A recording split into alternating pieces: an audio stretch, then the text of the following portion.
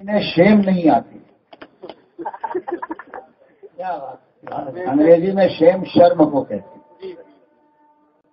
نام رکھا اپنے ادارے کا منہاج القرآن، یعنی قرآنی اصول، رول اینڈ ریگولیشن کے مطابق ان کی ہر تحریک اور ہر بات ہوتی ہے. منہاج القرآن کے ذریعے یہ تاثر دینا چاہتے ہیں کہ ہم قرآن کے طریقے تبلیغ سے ہٹ کر کوئی بات نہیں کرتے. یہ ذہن میں آپ رکھ لیجیے. اب قرآن نے نصارہ اور یہود کا ایک عقیدہ بیان کیا ہے. قرآن مجید ارشاد فرماتا ہے کہ قالوا اتخذ اللہ ولدا سبحانہ. اللہ ارشاد فرماتا ہے یہ یہودی اور نصرانی انہوں نے کیا کہا اور کیا عقیدہ رکھتے ہیں کہ اللہ نے اپنے لیے اولاد ٹھہرائی، اور اللہ اس سے برات کرتے ہوئے فوراً فرماتا سبحانہ، اللہ کی ذات اولاد سے پاک ہے، وہ اس عیب سے پاک ہے. تو قرآن کا، رسول کا، ہمارا یہ عقیدہ ہوا کہ اللہ کی اولاد ماننا یہ کفر ہے، اور قرآن نے اس کو مجمل بیان نہیں کیا ہے بلکہ مفسر بالکل ظاہر کھلے ہوئے لفظوں میں فرمایا قالوا اتخذ اللہ ولدا سبحانہ. جن کا کہنا یہ ہے کہ اللہ اپنے لیے بیٹا، اپنے لیے اولاد ٹھہراتا ہے، اللہ فرماتا ہے میری ذات اس سے پاک ہے. وہیں پر پاکی کا بیان فرمایا اور ان کے اس مردود عقیدے کی تردید کی. اور دوسری جگہ ارشاد فرماتا ہے قل هو اللہ احد اللہ الصمد لم یلد ولم یولد، کہ اللہ تعالیٰ ہے رسول آپ فرما دیجئے اللہ ایک ہے، یکتا ہے، بے نیاز ہے، اس نے کسی کو جنا نہیں اور نہ وہ کسی سے جنا گیا. نہ اللہ کو کسی نے جنا اور نہ اللہ نے کسی کو جنا. یہ دونوں ہمارے عقیدے کے خلاف ہیں کہ اللہ کی کوئی اولاد ہو یا اللہ کسی کی اولاد ہو. اتنا کھلا کفر ہے کہ اس کے کفر ہونے میں کوئی شبہ نہیں. اور اس کفری عقیدے کو قرآن مجید نے بیان کیا. یہ اعلی حضرت کا بیان کیا ہوا نہیں، امام اعظم کا بیان کیا ہوا نہیں، کسی عالم کا بیان کیا ہوا نہیں. اللہ رب العزت جو مولانا حقیقی ہے اس کا بیان کیا. سبحان اللہ. وہ فرماتا ہے یہود و نصارہ یہ کہتے ہیں کہ اللہ کی اولاد ہے، اور اللہ فرماتا ہے لم یلد ولم یولد سبحانہ. اب طاہر القادری کہتا ہے کہ یہ دونوں ایک ہیں.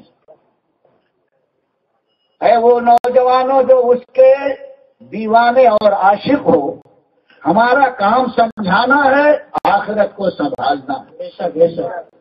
آخرت اسی وقت سمجھے گی جب کفر کو کفر سمجھو اور اسلام کو اسلام سمجھو، کافر کو کافر جانو، مسلمان کو مسلمان جانو. یہ حکیم دال بھوٹوی کا معجون مرکب نہیں ہے، کہیں کی اینٹ کہیں کا روڑا بھان مسیح نے کنبا جوڑا. یہ قرآن نے عقیدہ پیش کیا ہے کہ ان کافروں کا، ان مشرکوں کا جسے یہود و نصارہ کہتے ہیں، یہ عقیدہ ہے. اور اللہ جو عقیدہ بیان فرما رہا ہے لم یلد ولم یولد، اور اللہ کی ذات اولاد سے پاک ہے. پھر مسلمان اور مسیحی برادری دونوں کیسے ایک ہو سکتے ہیں؟ ہاں یہ ان کی برادری کا ہو سکتا ہے. اسے کیا حق ہے کہ ہم کو ان کی برادری میں شامل کر رہا ہے؟ تو جس برادری میں کیا، جس کیٹیگری کے ساتھ اپنی رشتے ازدواج قائم کر رشتہ محبت قائم کر، ہمیں کوئی اعتراض نہیں۔ آج کل تو ہم جنسوں سے شادی بھی جائز ہے۔ بہرحال میں یہ عرض کرنا چاہتا ہوں مسلمانوں، قرآن کے عقیدے کے خلاف یہ ان سے راضی ہے، اور اللہ دوسری جگہ ارشاد فرماتا ہے کہ وَلَن تَرْضَىٰ عَنْكَ الْيَهُودُ وَالنَّصَارَىٰ حَتَّىٰ تَتَّبِعَ مِلَّتَهُمْ۔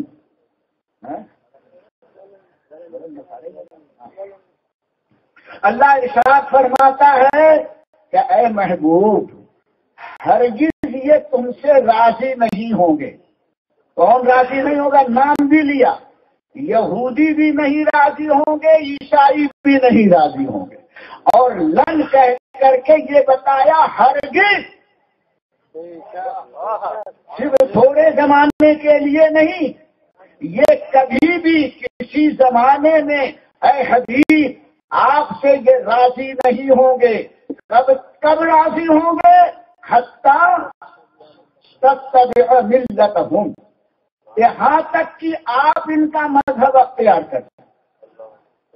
اے حبیب جب آپ ان کا مذہب اختیار کریں گے تب یہ خبیث راضی ہوں گے، اور حضور ان کا مذہب اختیار کریں ناممکن۔ ان کا مذہب، اسی لیے مفسرین فرماتے ہیں یہ انداز بیان قرآن کا ہے کہ حضور ان کی ملت کو کی اتباع کرنا حضور کا ناممکن ہے۔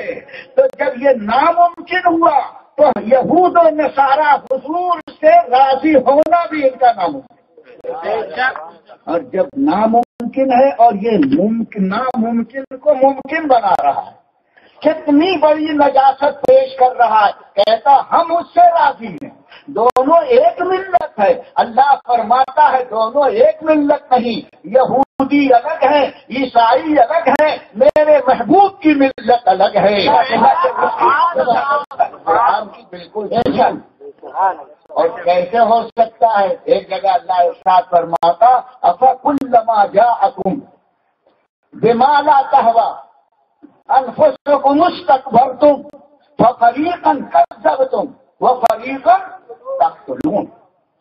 قرآن فرماتا ہے یہودیوں اے نصارا، کیا تمہارا یہ کردار نہیں ہے، تمہاری یہ کرتوت، تمہارے یہ کرتوت نہیں ہے کہ جب میرا کوئی رسول میری طرف سے خدائی پیغام لے کر آیا جو تمہاری خواہش نفس کے خلاف تھا تو تم نے تکبر کیا، استکبار کیا، اکڑ گئے، اور اتنے تم گرے ہوئے تھے کہ کچھ لوگوں نے ایک فریق کو جھٹلا دیا اور تم میں سے کچھ لوگوں نے انبیاء کو شہید کر دیا۔ ان کا کردار کیا ہے؟ نبیوں کو جھٹلانا اور نبیوں کو شہید کرنا۔ یہ مسلمان جیسا نہیں ہو سکتا ہے۔ ارے نبی کو تو اس طرح مسلمان مانتا ہے کہ ان کے نام پر خود شہید ہونے کے لیے سارے نبی، سارے رسالہ، فیضان اسلام، مسلک اعلیٰ حضرت، اس لیے امام احمد رضا فرماتے ہیں کرو تیرے نام سے جہاں فدا، دو جہاں فدا۔ اور یہ کہہ رہا ہے شاکر القادری، جس کا نام میں نے رکھا ہے شاکر القادری، بے شک انتہائی شاکر ہے۔ یہ شاکر القادری کہتا ہے یہ دونوں سیم ارے تم کو شیم نہیں، شرم نہیں آتی؟ قرآن فرماتا ہے کہ ان کے پاس جب کوئی رسول خدائی پیغام لے کر آیا اور یہ ان کی من بھاتے پیغام نہ تھے تو ایک فریق کھڑا ہو گیا جو ان کو جھٹلا رہا ہے، اور ان کتابیوں میں سے ایک فریق ہو گیا ہے جو حضرت زکریا کو، حضرت یحییٰ کو اور دوسرے پیغمبروں کے ساتھ عیسیٰ رسانی کا انداز اختیار کرتا ہے۔ یہ دونوں اور مسلم برادری ایک کیسے ہو سکتی ہے؟ قرآن نے تو ان کو الگ الگ کر دیا ہے، اور ہمارا معاملہ یہ ہے، قرآن مسلمانوں کو بتاتا ہے کہ آمن الرسول بما انزل الیہ من ربہ والمؤمنون كل آمن بالله وملائكته وكتبه ورسله لا نفرق بين فرماتا مومن کی شان یہ ہے، نبیوں کی تکذیب نہیں ہے، نبیوں کو قتل کرنا نہیں ہے، جھٹلانا نہیں ہے۔ مومن اور رسول کی تو شان یہ ہے کہ سب رسولوں پر، ملائکہ پر، کتابوں پر ایمان رکھتے ہیں۔ لا نفرق بین احد من الرسل، ہم کسی بھی نبی کے اندر بحیثیت نبی کوئی تفریق نہیں کرتے، ہم سب کو نبی اور حق مانتے ہیں، ان کی ایذا رسانی کفر سمجھتے ہیں۔ قتل کرنا تو بہت بڑی بات ہے۔ اے میرے دوستو، ایسی مسیحی ناپاک برادری کو وہ مسلمانوں کی کیسی گیری کے زمرے میں لا کر ان کو خوش کرنا چاہتا ہے۔ جو نبی سے خوش نہیں، ہم اس سے کیسے خوش ہو سکتے ہیں؟ اور اگر نبی کے دشمنوں سے اگر کوئی دوستی کرتا ہے تو وہ بھی اللہ کا دشمن اور نبی کا دشمن۔ ان یہودیوں اور عیسائیوں نے کہا تھا کہ اے محمد صلی اللہ علیہ وسلم، آپ کے پاس وحی لے کر کون آتا؟ حضور اکرم صلی اللہ علیہ وسلم نے ارشاد فرمایا کہ جبریل امین آتے ہیں۔ تو یہ کہنے لگے اچھا وہ تو ہمارا دشمن ہے، ہم پر، ہماری قوم پر ہمیشہ جو عذاب آتا تھا یہی لے کر آتا، یہ دشمن ہے، اور دشمن لے کے آتا ہے تو اس کی بات ہم کو پسند نہیں۔ کس کو دشمن کہا؟ حضرت جبریل کو۔ پروردگار عالم اس کا جواب دیتا ہے، من کان عدوا، دو سے پڑھیے، من کان عدوا للہ، عدوا للہ وملائکتہ ورسلہ وجبریل ومیکائیل فإن اللہ عدو للکافرین، عدو للکافرین۔ ہاں تو قرآن میں حافظ نے اس کے حافظ صاحب سے پوچھا، تو میں یہ عرض کر رہا ہوں، اللہ فرماتا ہے کہ جبریل کا دشمن اللہ اس کا دشمن۔ اللہ جبریل سے راضی، سرور کائنات جبریل سے راضی، اور جو جبریل سے راضی نہیں، اللہ فرماتا میں اس کا دشمن ہوں۔ تو جو نبی سے راضی نہیں، ارے جبریل سے جو راضی نہیں، اللہ فرماتا ہے وہ میرا دشمن ہے اور میں اس کا دشمن ہوں۔ تو جو جبریل جو خادم رسول ہے، رسول ہے، بڑے شان سے فرماتے ہیں، پائے جبریل نے سرکار سے کیا کیا الفاظ، پائے جبریل نے سرکار سے کیا کیا الفاظ، خادم خیل خسرو خیل ملک خادم سلطان عرب، خسرو خیل ملک خادم سلطان عرب۔ جو خادم سے ناراض ہو، اللہ فرماتا ہے میں اس سے ناراض، میں اس کا دشمن۔ اور یہ تو محبوب کردگار سے یہ دشمن، یہ یہودی، یہ نصارہ راضی نہیں ہے، قرآن کی نص سے قطعی بتا رہا ہے۔ اور شاکر القادری کہتا ہے کہ یہ سب ایک ہیں، اچھے ہیں، ہم ان کا کیک کاٹیں گے۔ ارے تیرا کیک کٹیں گے، قبر میں پہنچے گا۔ اور کچھ لوگ بولتے ہیں مجدد ہے، ہاں آپ کو معلوم نہیں کیسے کیسے مجدد پیدا ہوئے۔ اور ہمیشہ گمراہوں کا طریقہ یہی رہا۔ اگر پوری تاریخ آپ پڑھیں، مورخ ہمارے سید صاحب ہیں، ان سے سب تاریخ پوچھ لینا۔ ایک تاریخ آپ کو بتاتا ہوں، غلام احمد قادیانی، یہ جب پڑھ لکھ کر کے تقریر شروع کی اس نے، ایسی لچھے دار تقریر، اور کس کے خلاف کرتا تھا؟ آریوں کے خلاف۔ یہودیوں کے خلاف، عیسائیوں کے خلاف اتنا شرب زبان، اور صرف اردو نہیں، پرشین میں، انگریزی میں، عربی میں، ان زبانوں پر اس کو کمال اور مہارت تھی. ایسی تقریر کرتا تھا اور اسلام کی حقانیت اور صداقت پر دلیل کی دلیل، براہین کے براہین کا انبار لگا دیتا تھا. بہت بڑا مجمع اس کے ارد گرد جب جمع ہو گیا تب اس نے دیکھا اب ان کو ہڑپ کرنا چاہیے. حضرت شیخ بشیر اہل سنت سے دیر تو ہو جائے گی.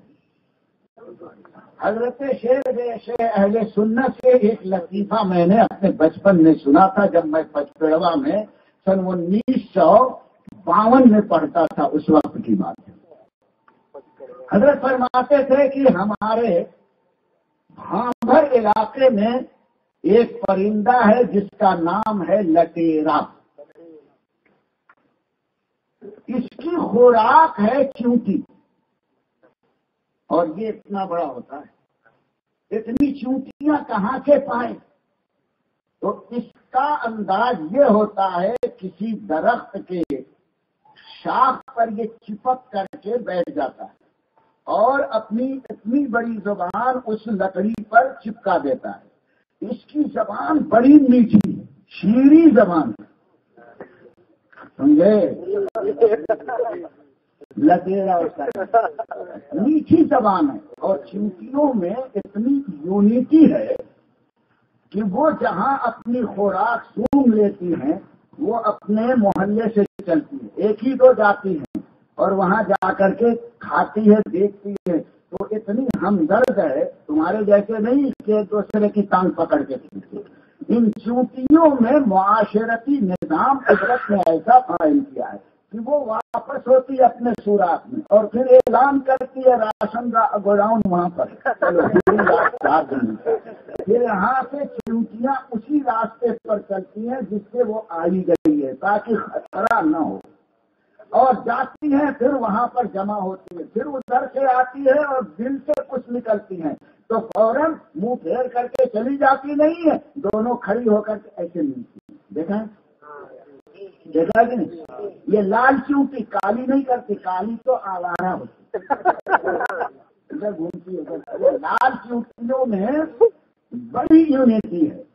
تو یہ ایک چونٹی ادھر سے گئی، ادھر سے کھا کے آ رہی ہے، تو دونوں بغیر ملے جاتی نہیں، دونوں ایسے منہ ملاتی. میرا خیال وہ بولتی ہے سب خیریت ہے، ادھر سے بولتی ہیں سب خیریت، ابھی ہے وہاں کھانا پینا، وہ بولتی ہیں. اس طرح سب چونٹیاں لٹیرے کی زبان پر پورا اجتماع ہو جاتا ہے، اوپر نیچے، اور وہ کاٹتی ہیں کھاتی ہیں، لیکن وہ اتنا صبر کرتا ہے، سا ہلتا نہیں، کیونکہ ہلے گا تو سب ہٹیں گے. چپ چاپ پڑا رہتا اور آنکھ کھول کر کیسے دیکھتا کتنا اجتماع ہوا. جب دیکھتا ہے کہ پورا اجتماع بھر گیا، پورا منڈپ بھر گیا، کہیں کھڑے ہونے کی جگہ نہیں ہے، جتنے آئے تھے سب گئے، پھر پھیلا گئے. پھر دوسری جماعت اور پھر وہ کھاتی ہے، تھوڑی تھوڑی دیر میں پورا محلہ صاف. تو یہ شیریں زبان جو ہے ہر زمانے میں گمراہوں کو حاصل ہے. خود حضور کے زمانے میں جو منافقین کی پارٹی بنی تھی اس کے بارے میں قرآن فرماتا ہے کہ وَإِذَا رَأَيْتَهُمْ تُعْجِبُكَ أَجْسَامُهُمْ وَإِنْ يَقُولُوا تَسْمَعْ لِقَوْلِهِمْ كَأَنَّهُمْ خُشُبٌ مُّسَنَّدَةٌ. سبحان اللہ. وہ ہیں کہ جب تم ان کو دیکھو گے تو ان کے اجسام، ان کا ظاہری ماڈل ایسا ہوگا کہ تم فریفتہ ہو جاؤ گے، لٹو بن جاؤ گے. واہ واہ کیا شاندار ٹوپی ہے، کیا شاندار بولنا ہے. وہی یقول تسمع لقولہم، اور جب یہ بولنے پر آئیں گے تو سننے کو جی چاہے گا، سب کہیں گے ہاں ایسی تقریر ہم نے کبھی نہیں سنی۔ قرآن نے کیا نقشہ کھینچا، وَإِن يَقُولُوا تَسْمَعْ لِقَوْلِهِمْ، جب یہ بولے تو سنتے رہ جاؤ۔ ارے ہلدی رام بھجیے والے کا رسگلہ بھی اتنا میٹھا نہیں جتنے ان کے ڈائلاگ میٹھا، اتنے شیریں زبان۔ اس زمانے کی بات جہاں سرور کائنات صلی اللہ علیہ وسلم کی فصاحت بلاغت کا یہ عالم تھا، اعلیٰ حضرت ساتھ فرماتے ہیں تیرے سامنے ہیں، تیرے آگے یوں ہیں دبے لگے، عرب کے بڑے بڑے، کوئی جانے منہ میں زبان نہیں، ارے نہیں بلکہ جسم میں جانا۔ حد کے دور میں بھی منافقوں کی فصاحت و بلاغت کا اعلان قرآن فرماتا ہے، کتنی میٹھی زبان ان کی ہوتی ہے صحابہ، وَإِن يَقُولُوا تَسْمَعْ لِقَوْلِهِمْ، قرآن فرماتا جب اے صحابہ تم ان کی باتیں سنو گے تو سنتے رہ جاؤ گے۔ اور قرآن آگے ارشاد فرماتا ہے ہم العدو فاحذرهم قاتلهم اللہ انا یؤفکون، یہ تمہارے پکے دشمن ہیں، ان کی صحبتوں سے بچتے۔ صحابہ کرام کو قرآن گائیڈ لائن دیتا ہے، یہ تو پجی لوگوں کو نہیں، مجدد ہے، مجدد ہے، جس کو مجدد کا معنی بھی نہیں معلوم، جس کو مجدد کہتے ہیں اس کو مجدد مانتے۔ ارے مجدد تمہارے ہی معیار کا مجدد ہے، ہمارا مجدد وہ ہوتا ہے کہ عرب کے علماء دانشوران دین، اساتین ملت، بڑے بڑے امام وقت کے سب مل کر کہیں یہ مجدد ہے، اسے مجدد مانا جاتا ہے۔ ٹھیلا چلانے والا مجدد ہے، ٹھیلا بیچنے والا بولے مجدد ہے، رکشا چلانے والا کہے مجدد ہے، سڑک پر بھیک مانگنے والا کہے مجدد ہے۔ ارے اگر کسی مسجد کا امام کہہ دے مجدد، ایسے مجدد تھوڑی نہیں ہوتا ہے، یہ تو کلے سڑے ہوئے بیگن کی طرح، ٹماٹر کی طرح، یہ بھی ٹماٹر وہ بھی ٹماٹر، اور جو پھل کو جانتا ہے اٹھا کے پھینک دیتا ہے۔ یاد رکھنا مجدد کا انتخاب تمہاری طرف نہیں ہے، مجدد کا انتخاب الہی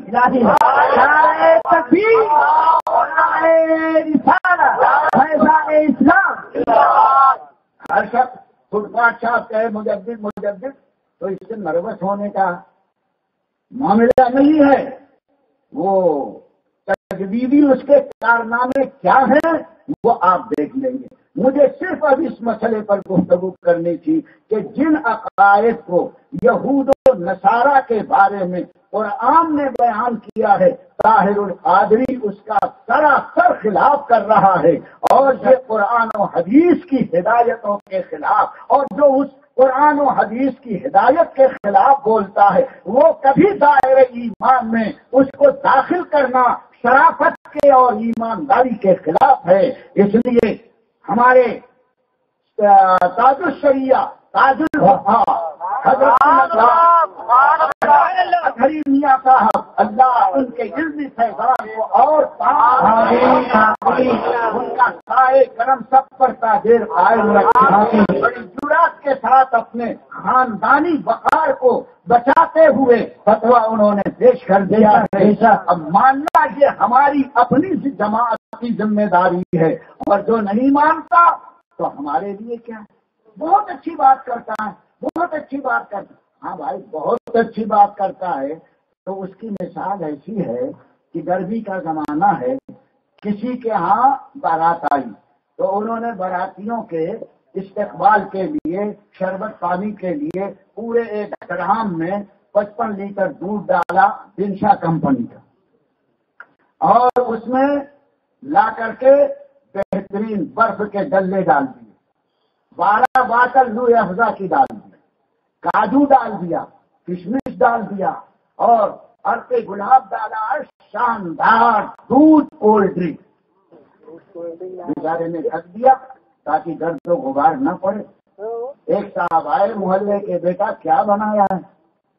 تو کہا براتیوں کے لیے دودھ کولڈ ڈرنک بنایا. بولے کیسی ذرا دیکھوں. اس نے ڈھکن کھولا تو ان کی گود میں نواسا تھا, چڈی نہیں پہنا. اس نے اپنا نل چالو کر دیا کر کے بڑے میاں پیچھے ہٹے. کتنا تھا اس میں گھس گیا. 55 لیٹر میں کتنا گھسا پتہ ہی نہیں چل رہا. اتنا مکسپ ہو گیا. نہ اس کی خوشبو میں تبدیلی, نہ اس کا کاجو کشمش برباد ہوا, نہ دودھ کے ٹیسٹ میں کوئی خرابی آئی. جیسا تھا ویسے ہی نظر آ رہا. لیکن دیکھنے والا, جاننے والا اس شربت کو پیے گا کون؟ جو نہیں جان رہا. بہت جاننے والا کبھی اس کو نہیں پیے گا. ہاتھ مارے گا اور گندی نالی میں بہا دے گا. یاد رکھنا, بریلوی سنی مسلک اعلیٰ حضرت کے جو ماننے والے ہیں بہت ہوشیار ہیں.